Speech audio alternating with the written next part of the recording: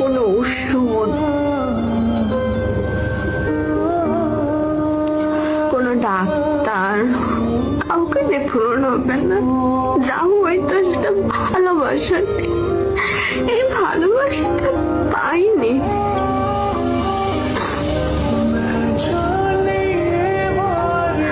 মরার পরে কি শাস্তি হবে আমি জানি না। আমার মনে হয় কি জানেন,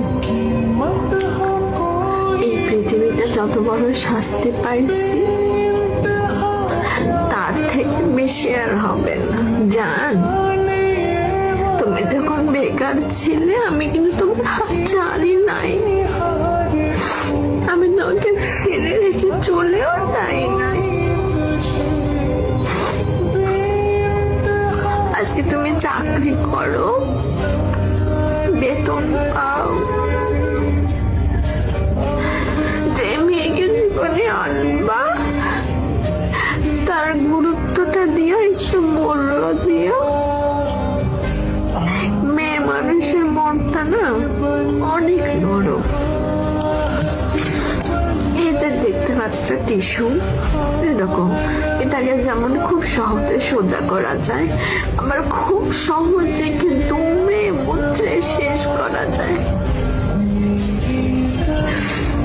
তোমরাতে মুচড়াতে তোমার কোনো কষ্ট হয় না, মেয়েটার হয়। ভালো থেকো তুমি, অনেক ভালোবেসেছি। সর্বশেষ মেসেজ আমার মেয়ের জন্য। মাম্মা, আমি জানি তুমি অনেক স্ট্রং, তোমার মায়ের মতো কিন্তু না।